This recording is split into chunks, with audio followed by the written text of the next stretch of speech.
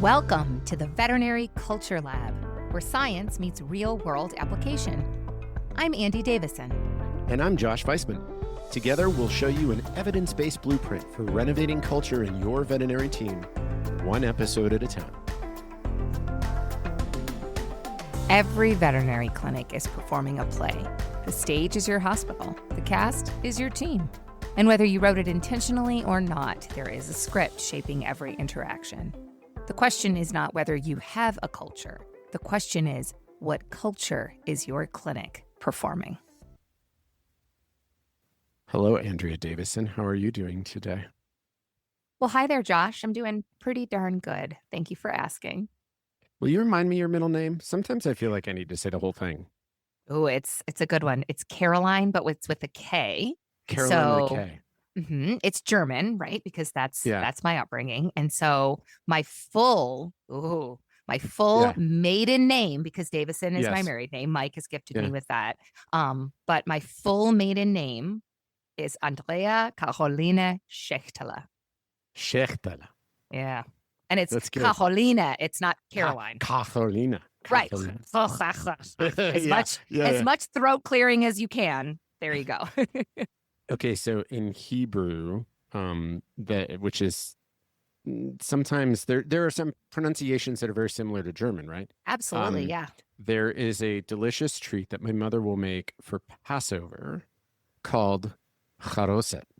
Ooh. And I remember the first time that Greta had it, first of all, she was in love with it because it's absolutely delicious. It's like basically like, I don't know, the only way I could think to describe it right now is it's apple salsa. Ooh, so sounds lovely. Apple cinnamon salsa. Not only did she love the Charo-set and made that known, so my mother, like every Passover, has to make Greta like her own special batch of Charo-set, but she was like delighted in the name Charo-set, Charo-set, and she would like practice the Charo-set. Yep. Yeah. Yep. Charo-set's really quite delicious. Yeah. Sounds delicious. I think I need to let your mom know that I too would like to experience the Charo-set. Charo-set, yeah. Charo-set, yeah. Okay. Yeah, I'll let her know. Hey, Gail. Hey, Gail. We're going to need to ship some Charo-set overnight to Florida. Yeah. Not a problem. Not a problem. I'll just add that to my mother's task list. Right. Speaking of delicious things, we are recording this episode the week of Black Friday. And yes, you know, the Black Friday has now become like Black Week.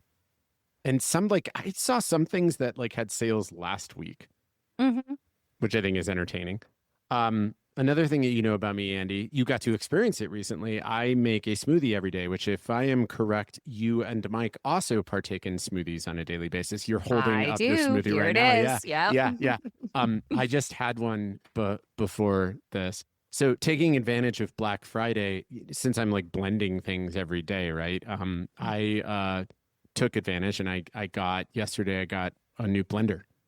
From Amazon. I was super excited. It's like one of those like big, like fancy, like ninja type things, right? And it was on, I don't know, like 35% off. It was like a really big deal. So I tried out my new blender and the results were mixed. Did you put that on Amazon? Because it might be featured. I should, right? Maybe Benedict Cumberbatch will act out your Amazon review of your blender. Hashtag dad joke. Dad joke. Yeah. Well, now that that's out of the way, I will admit something actually honest to you, Andi. I am a fan of drama. Ooh. Now, not the like the people talking smack behind your back kind of drama, more like drama with two M's, which we talked about in episode 2, if you recall.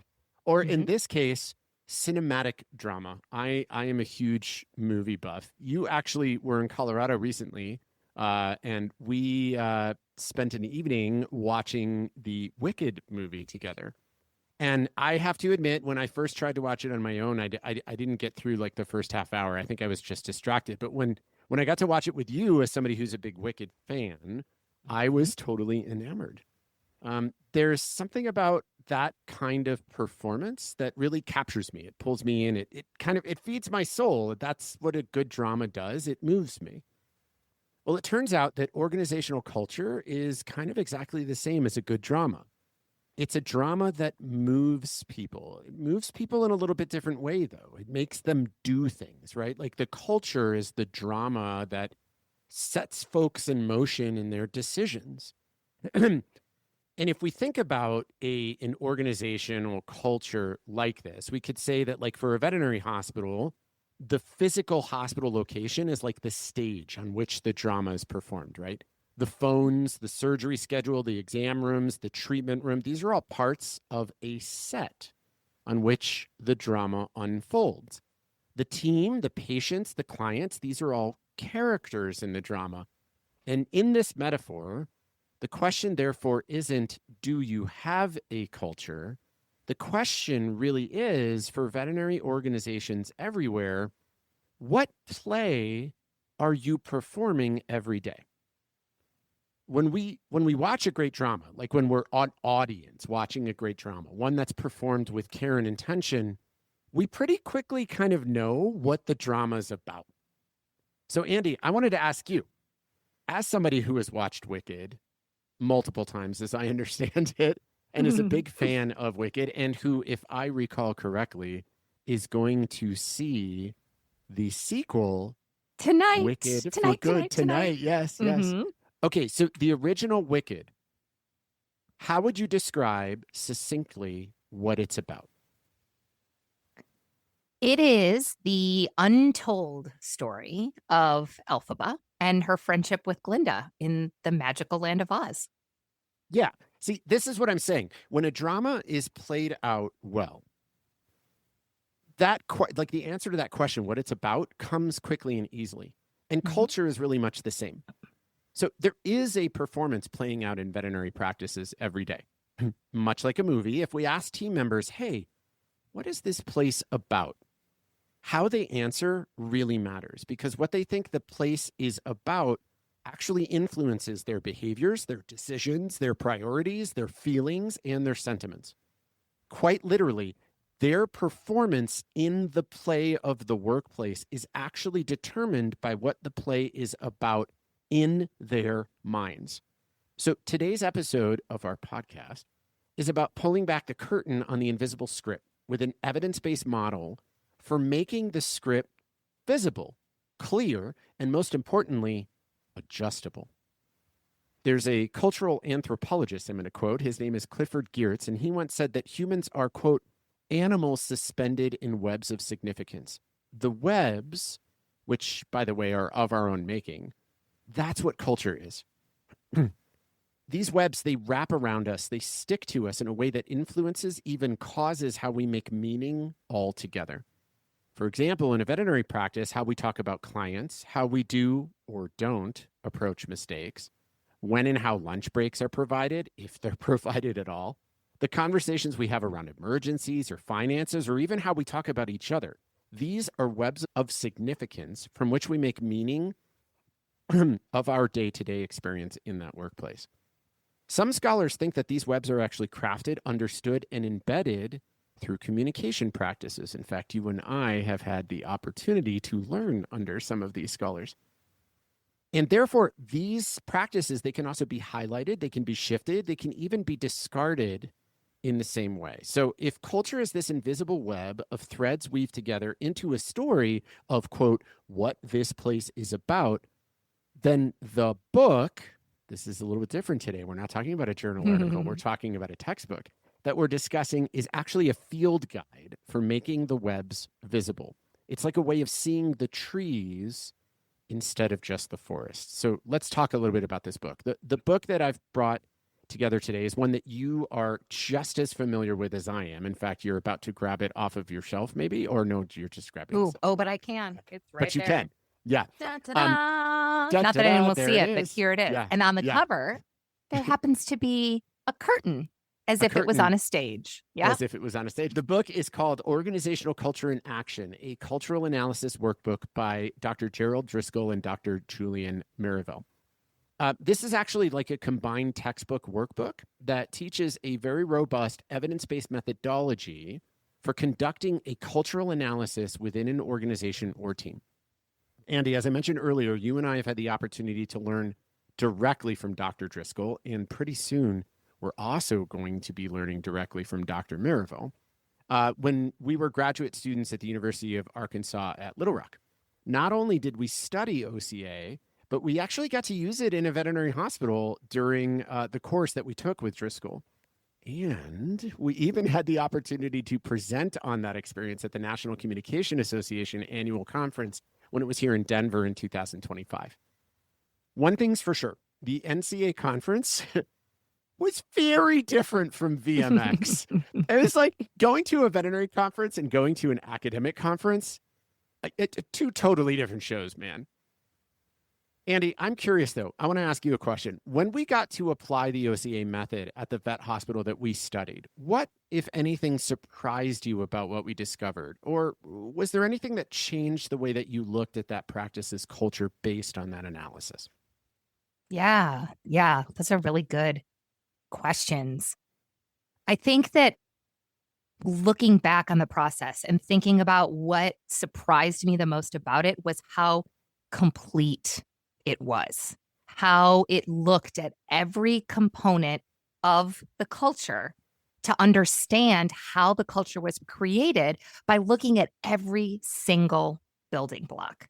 And it really reminded you and reiterated the value of each of those building blocks, and that one wasn't necessarily more important than the other, and that they all really mattered.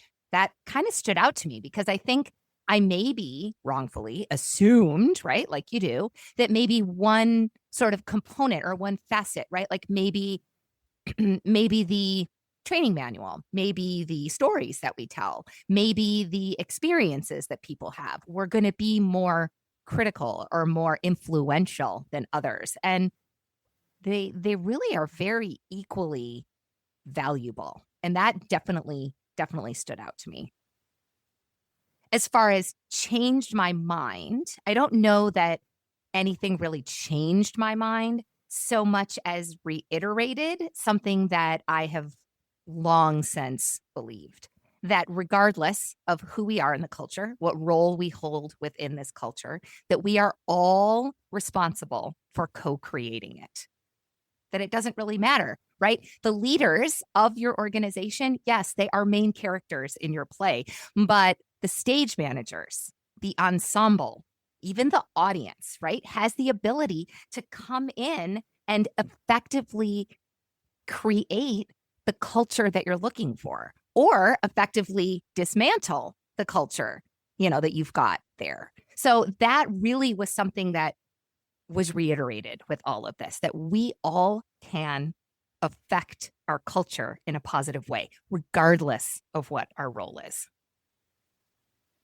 There's several things that really stand out to me in what you just said there, but I'm gonna focus on two. The first one is that I feel like this intervention, this methodology for measuring culture, really helped you see that culture is a sort of like a symphony of elements that all intertwine to make the whole music. It's not the one part. It's not just like the values on the wall or the mission statement in the handbook. It's all of the different things and all of the different players and stakeholders within the organization that come together to create culture, which means that all of them influence culture as well.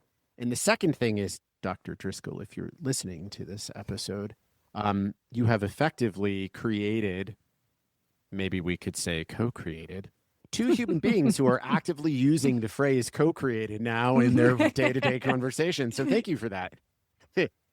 Absolutely.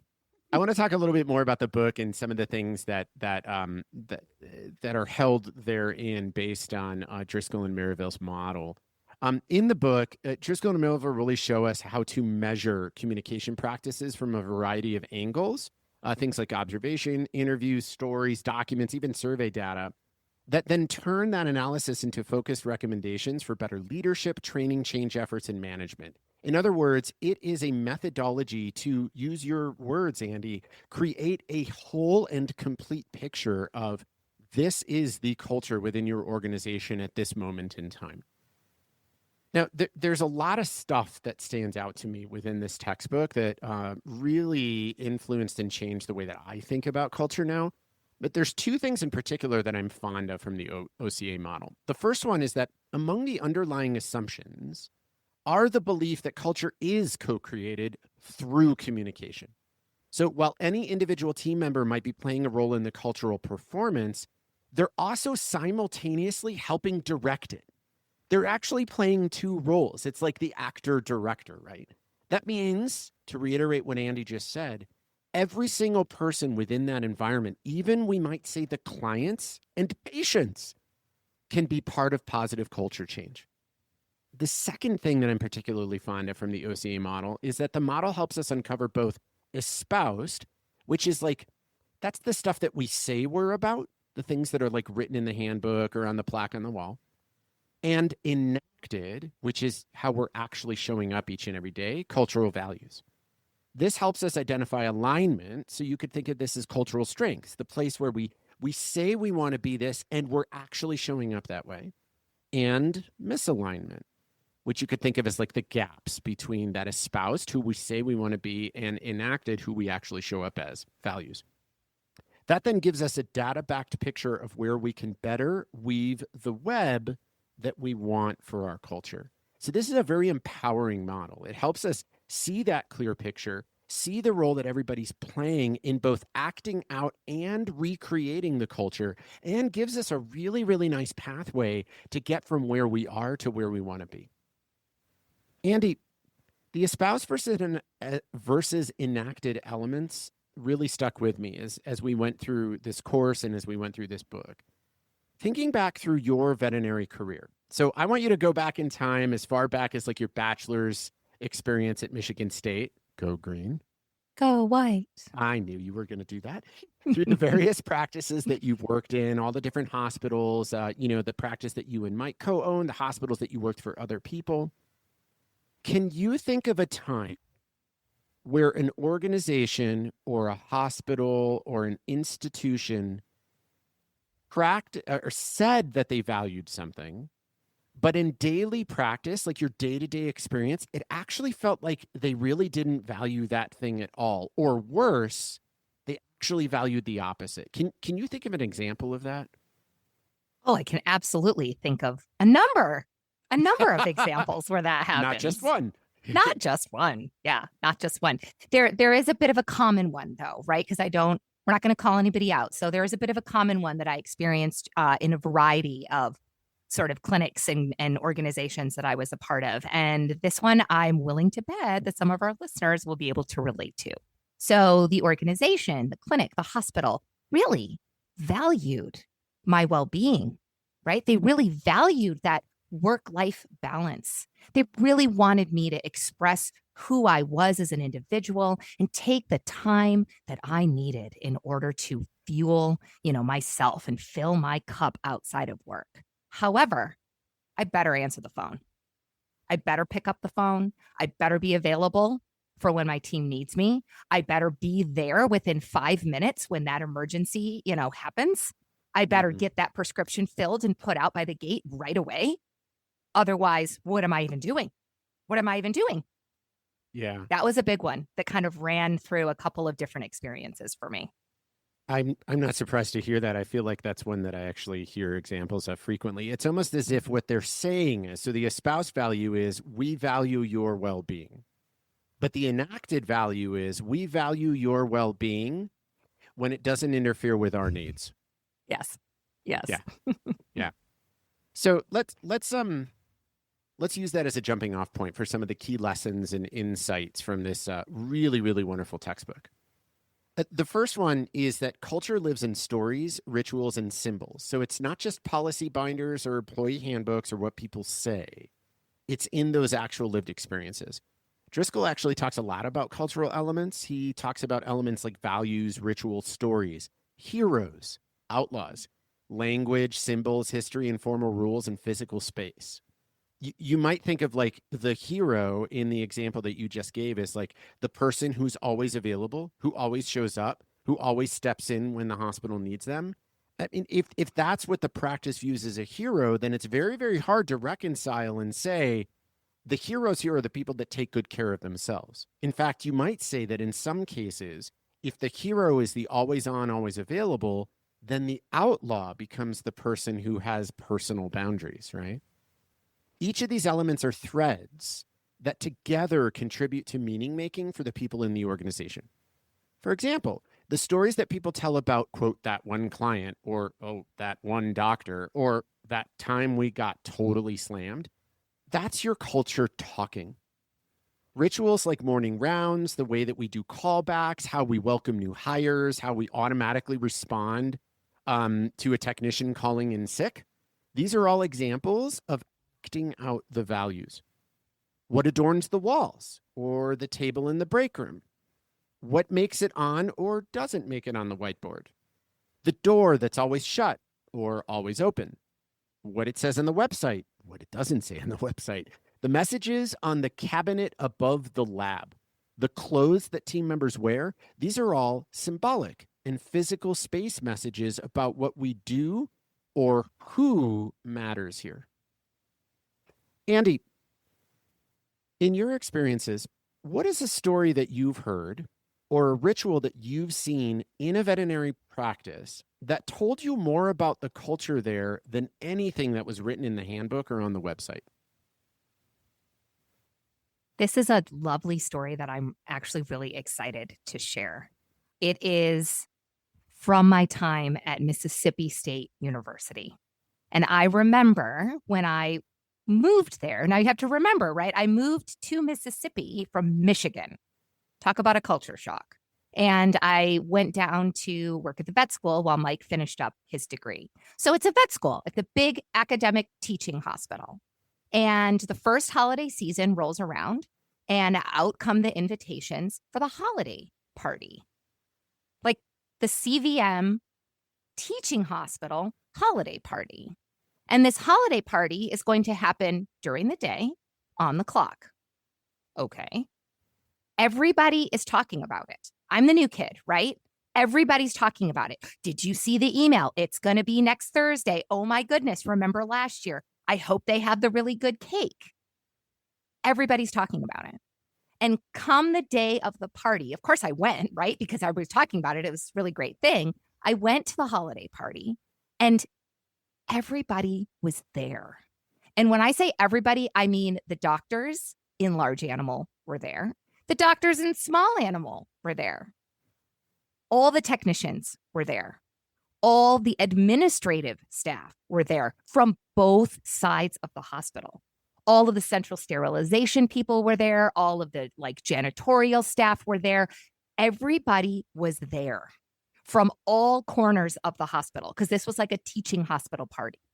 So it wasn't just the doctors. It wasn't just the, veterinary professionals. It was everybody from all corners of the hospital. And they freaking showed up, right? So it wasn't even like they got excited and talked about it and they came for 5 minutes to get the really good cake and have an excuse to leave work on the clock. They came, they were a part of the party, they sat, they talked, stayed, and they enjoyed themselves. And that continues to stand out as something that speaks volumes about the culture at that particular organization, and one that I was really lucky to be a part of. One that I actually didn't realize how lucky I was until I left. Mm-hmm. That to me, I kept hearing in my head that this is an example of a ritual. It seems like I feel like I can call it a ritual because it's an annual thing and people were talking about they still do it. years. They still do it. And when I see the posts on Facebook, I'm like, oh, look at, they're still doing it. That's so great. Maybe I'll get in the car and drive over to Mississippi. Right. Crosses your mind. Yeah. It's amazing. I hear an organization that values inclusivity and community. Mm-hmm. Yeah. And it sounds like you felt that while you were there. Yeah. Yeah. Yes. That's a really lovely example of what I was looking for. So thank you for sharing that. I appreciate that. That is exactly the point. These are the stories, the rituals, the symbols that define what a culture is. Hey there, is this conversation landing with you? If it is, I'm willing to bet you're not alone. So why not follow the podcast and maybe share this episode with some of your fellow vet crew? Together, we can all be part of a community that believes that thriving in vet med is possible and actively works to build the profession that we deserve. And if you're ready to take the next step, check out our upcoming Flourish Masterclass, the Certificate in Applied Veterinary Resilience. Check out the links in the show notes for details, and let's get back to the lab. Another thing that I took away from this text, cultural analysis happens every day in our practices. It's not just on purpose with intention. Everyone in the team actually is already analyzing the culture each and every day. That's because they notice the stories, the rules, the vibes permeating the hospital. For example, people are constantly decoding things like, hey, wait, why did Andi get promoted? Or why does Dr. Davison get away with such a poor attitude? Or why are people always here late when management says that work-life balance is important, right? They're decoding those things. They're constantly analyzing the culture. So the goal of an OCA analysis is to actually improve the quality of the data collected in a more robust and holistic way. And then we can intentionally apply analysis so that our interpretations are a lot more robust, which allows us to better communicate how our culture shows up and how we can move it in the direction that we want. So instead of just relying on the one individual's one-off analysis of the one experience, we're collecting all of the experiences, all the stories, all the rituals, all the lived history, all the symbols together in one shot. The third thing that stood out to me from the text was that leaders are more than decision makers, they're meaning makers. This one really, really stood out to me. As you know, Andi, leadership is something that I'm quite passionate about, and the impact that leaders have. So one of the most powerful drivers of culture is actually what leaders, and by leaders, I want to be clear here. I'm not just talking about people with titles. Yes, absolutely. Hospital owner, CEO, medical director, technician manager, those are all leaders, but also the people with power, the people who are influential in the organization. What those people reward or punish, what they reinforce or ignore, is one of the most potent drivers of what the culture becomes. So what is rewarded speaks louder than any mission statement or any handbook ever could. For example, if we say we value teamwork, but we consistently reward and praise individual production, the cultural outcome might actually be a team that believes, hey, you know what? Individual performance is valued over collaboration here. It is better for me to be an individual performer than to be a good team member. Or if the employee handbook encourages productive conflict, but people are actually met with defensiveness when they have the courage to tell their manager that they're feeling a little underappreciated, the cultural outcome might actually be a team that believes that it's better to go along to get along. That's not conflict. That's conflict avoidance. Andi, one thing that we talk about a lot at Flourish is this term cultural renovation. I want to take you back to a few years ago when you moved from Kentucky to Florida. You bought a horse farm in North Florida. And I want to ask you really quickly, was that horse farm already perfect, or would you say it needed a little bit of TLC? Yeah. Farms always need TLC. They're never perfect. Right, exactly. Like you knew it was the right farm for you, but you also knew that it was going to need a little bit of renovating. So that's my next question to you. Did you tear it down and rebuild it because it needed TLC, or what did you do instead? No, we work through, little projects as time and money allows, right? So we fixed up, the rental barn, and then we fixed the fence in the palm tree paddock. And then we worked on getting the inside a little bit more, livable. So it was smaller sort of projects over time. I did not want to build from scratch or tear it all down and rebuild it. So would it be fair to say that the farm had really good bones and just needed a facelift? Yeah, absolutely. I think of culture renovation in the same way. I mean, that's what we think of as at Flourish. That's what we talk about. And Driskill, it turns out, seems to agree, which is why he advocates for a compass over a map approach. For Driskill, the power in the OCA in part comes from how it helps us chart a new direction. For example, like better conflict rituals, and run some small experiments that then let us see if we're moving in the right direction and adjust course accordingly. So with this compass idea in mind, here are some OCA-inspired ways that any veterinary team can use to help identify strength in their culture and renovate the areas that they want to be better. So the first thing that came to mind for me as I was preparing for this conversation was this idea of what I think of as a 15-minute story circle. Stories are really one of the most powerful ways to both uncover what the culture is and celebrate the best parts of it. Stories reveal values, they reveal norms, and they reveal repeat themes such as status differences or ethical dilemmas. So exploring stories in a targeted way can actually really help a team see where the culture aligns and where it misaligns with whatever shared aspirations they have within that organization. So if we're going to run a story circle, here's one way to do it, okay? Andy, imagine you're back at UF, you're the technician manager in the large animal hospital there, okay? I'd say, hey, grab a small collection of technicians, maybe whoever's working that particular shift, set aside a 15 or 20-minute time period when you can actually have a team meeting. If possible, grab technicians or even a couple doctors, maybe a CCS or CSR, from different areas of the practice, or even from different shifts if you can. And then sit everybody down and around the room, give each person 1 minute to share 2 stories, okay? We're looking for 2 stories from them. 1 minute version. So this is like, the 60-second nightly news edition, right? Number 1, a time that you felt proud to work here. It could be in the last week, it could be in the last year, I don't care. But just a 1 minute or less story about a time you felt proud to work here. And then story number 2 is 1 minute or less, a time that you thought to yourself, we could probably do better than this. Share those 2 stories, everybody around the room.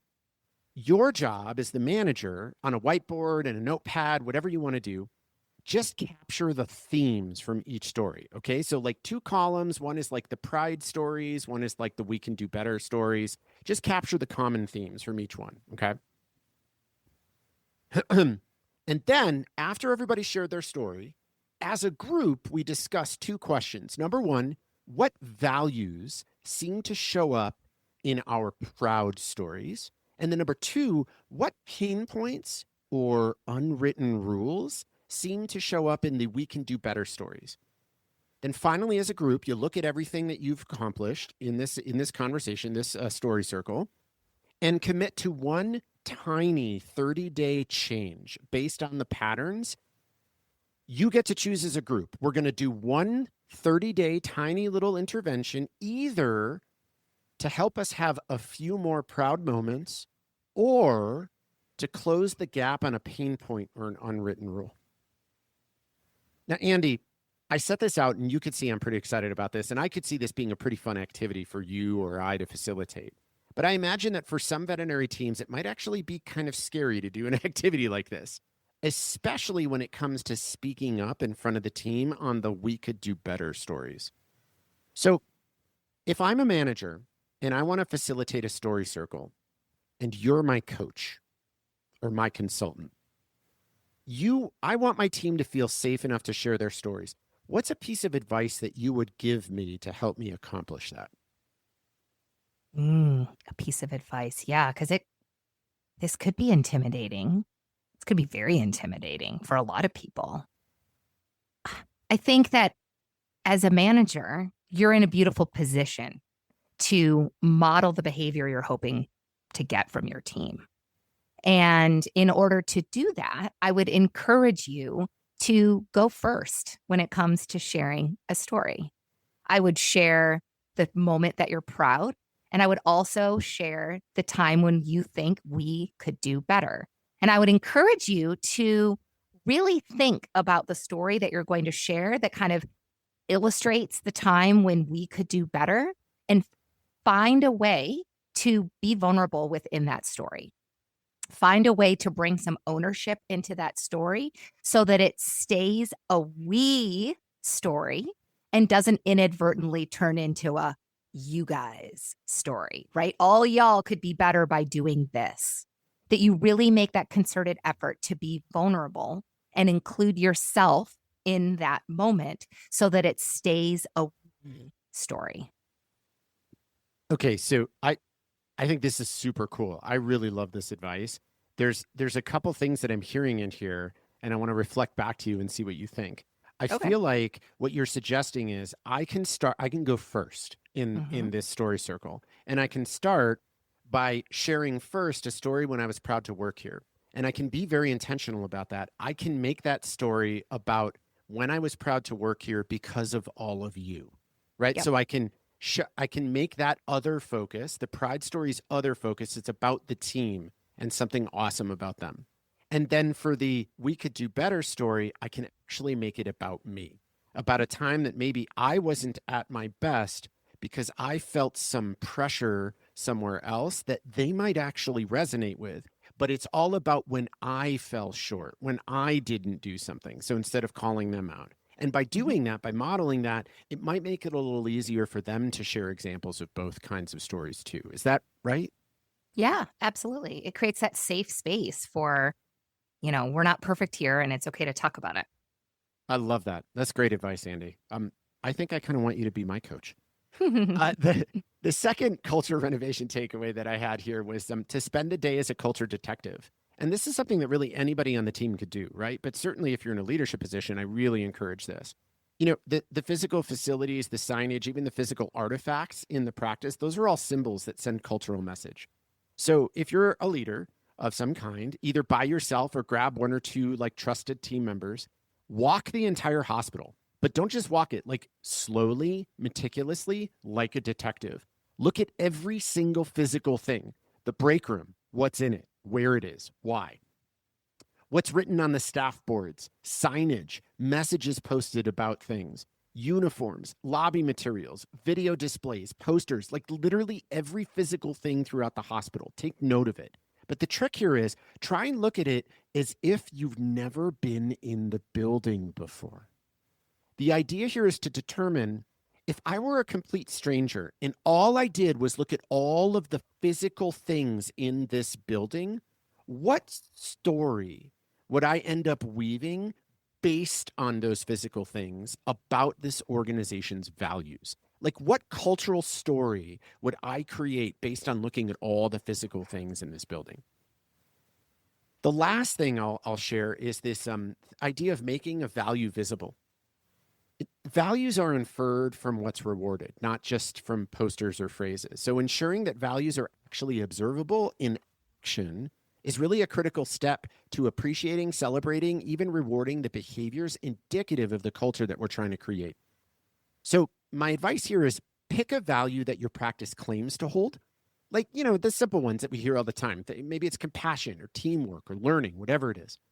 Survey the team. Ask them a question like this. Hey, if a GoPro was magically following us, all of us around on a really good day, when we're really at our best, what would it see us doing that proves that we are living out this particular value?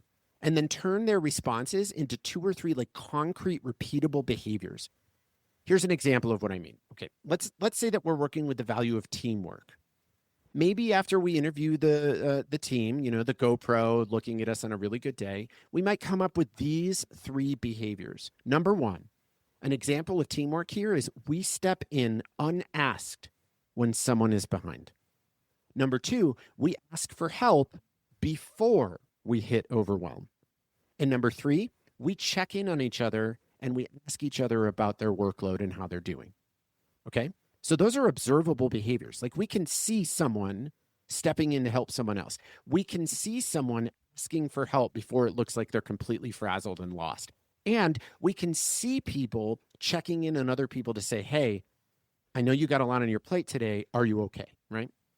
Once you've identified those 3 concrete behaviors for a particular value like this, then we need to make sure that all the leaders are aware these are the behaviors we're looking out for, and then encouraged to watch for them, to look for values in action, so that when they see them, they can celebrate them. Hey, Andy, I noticed that you checked in on tests today. Thank you so much for doing that. That is a lovely example of what teamwork looks like here, right? That's it. That's just making it concrete and noticing and celebrating it. Andy, can you think of any small experiments that you've seen a hospital successfully run to get just a little bit closer to the culture that they wanted? Like something that maybe ended up having a ripple effect in how it felt to work there? I absolutely can. And it's a Flourish example. And so I'm excited to share it because it has to do with the curiosity that we value within our team. And I've heard you talk about it as well a little bit. So I kind of know the backstory, even though I was the new kid at the time and it seemed like this is the way that it always was. But it's the use of what do you think among our team here? Because we value curiosity, right? We value other input. We want to know more. And we do that by asking, well, what do you think? And the thing that hit me when I first joined the team is that you guys actually like meant it. You weren't just saying that, you meant it because you stopped and you waited and you listened to whatever it was that I thought or Tess thought or Kelly thought or whatever. And that definitely has a ripple effect. It is something that the four of us say to each other all the time. And I know for me, it is something that I've 100% carried out to other places in my life. I ask my friends and my family, and it just comes out of my mouth. Well, what do you think? Because I really want to know what you think. And that started here with Flourish, and it rippled out into the rest of my life in a way that's really made a difference. So, yeah. Thank you for sharing that. That means a lot to me. I'm going to take this moment to brag a little bit. One of my proudest moments as somebody in this kind of position is leadership, and somebody who's been in this position in other organizations, including managing partner in 2 veterinary hospitals. Feedback that we hear often from people in vet med, those like on the ground, right? Like team members, is leadership seems to make decisions without my input. Like they make decisions about things that impact me without my input. It's so frustrating. The reason I'm sharing that is because not that long ago, I got feedback from a fellow team member of ours here at Flourish. You know, Josh, sometimes it's okay for you to just make the decision. You don't always have to ask our opinion. And it was really cool to, like, as somebody in leadership who was very guilty of making unilateral decisions in the past without team input, decisions that absolutely impacted their day-to-day, that they had important and insightful opinions on that I never gathered. To have a team member flat out give me permission to do that moving forward was really, really cool. So thank you for bringing that up. I appreciate that. Yeah. All right. Bringing things to a close on this amazing textbook and methodology. In closing, three key takeaways. Number one, you're always on stage. In the workplace, you're always on stage. Your hospital has a culture script, whether you've written it well or not, and people are performing it. Number two, you can learn the script. By paying attention to stories, rituals, and symbols, you can actually read the culture for what it truly is, even if it isn't quite what you want it to be yet. And then number three, you can rewrite the scenes, one experiment at a time. Culture can be renovated. You just need to understand where it is and then set your compass in a new direction. By the way, I'd be remiss if I didn't share this, since Andi and I have had the opportunity to be directly trained in a graduate program by the author of this organizational culture analysis model. We can actually do all the hard work for you. Flourish actually offers a really, really cool culture analysis and renovation blueprint program. Just hit us up on our website, flourish.vet, if you're interested what that could look like for your organization. Schedule a discovery call. We're happy to tell you more. Now, I will tell you someone who needs no renovation because they are perfect already. Andi, do you know who I'm referring to? Perfectly entertaining, that is, right? Yes. That would be a Florida man.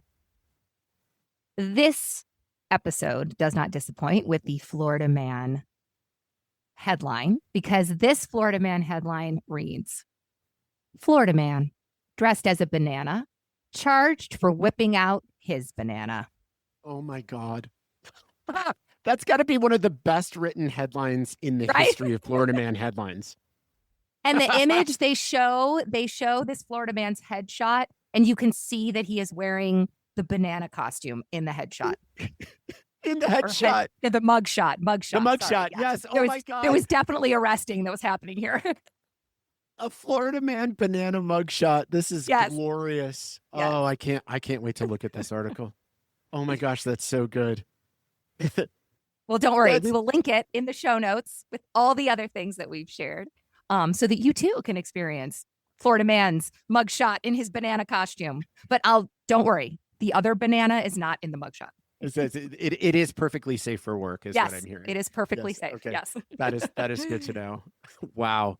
That's a good one, Andi. Thank you for taking that one up. And thank you, listeners, for joining us today for this episode of the Veterinary Culture Lab. Please feel free to subscribe, share it with your friends. Tell us what you think about this episode and other episodes. We'd love to hear your feedback and make sure that we're delivering content that's of value to you. And keep being you. And in the spirit of Thanksgiving, thank you for who you are and all you do. We are grateful. So grateful. Thanks, everyone. Thanks for hanging out with us in the Veterinary Culture Lab, powered by the science of workplace well-being and brought to you by Flourish Veterinary Consulting. If today's episode sparked an idea, made you smile, or got you thinking, hey, I should totally try that, let us know. What do you think? Be sure to subscribe, share, and remember, a thriving veterinary culture is possible, and you don't have to build it alone.